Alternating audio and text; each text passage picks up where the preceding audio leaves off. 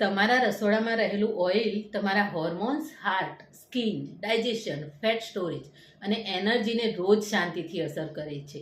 પણ સૌથી મોટો પ્રશ્ન એ છે કે ખરેખર હેલ્ધી ઓઇલ કયું છે? હાય, હું છું Jayvanti, your fat loss transformation health coach. ભારતમાં દરેક રાજ્ય અલગ અલગ ઓઇલ વાપરે છે અને તેની પાછળ માત્ર ટેસ્ટ નહીં પણ વર્ષોથી ચાલતી આવતી પરંપરાગત સમજ છે.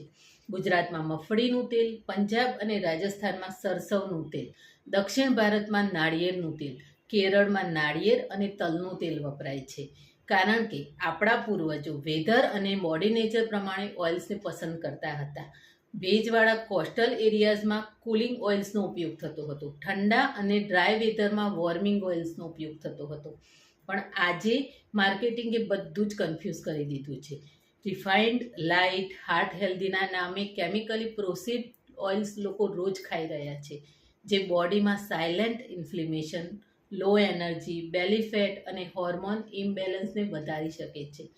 ધ્યાન રાખવા જેવી બાબત એ છે કે દરેક ટ્રેન્ડી ઓઇલ હેલ્ધી નથી હોતા. એક જ ઓઇલ બધાને સૂટ થાય તે પણ પોસિબલ નથી. હાઈ હીટ રિફાઇન્ડ ઓઇલ ન્યુટ્રિયન્ટ્સને નુકસાન પહોંચાડી શકે છે. હોલિસ્ટિક હેલ્થ કહે છે કે કોલ્ડ પ્રેસ ઓઇલનો ઉપયોગ કરવો જોઈએ. સિઝન પ્રમાણે ઓઇલને રોટેટ કરતા રહેવું જોઈએ.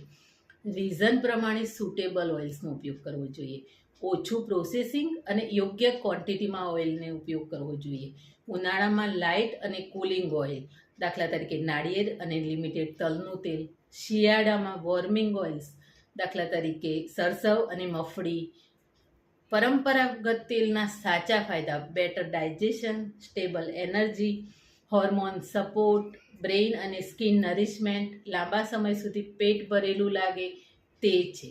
સૌથી બેસ્ટ ઓઇલ એ નથી કે જે એડવર્ટાઇઝમેન્ટમાં દેખાય છે. સૌથી બેસ્ટ ઓઇલ એ છે કે જે તમારી બોડી, વેધર અને લાઇફસ્ટાઇલ સામે નેચરલી મેચ થાય છે. તમે કયું ઓઇલ વાપરો છો તે કોમેન્ટમાં મને જરૂર જણાવશો. Thank you.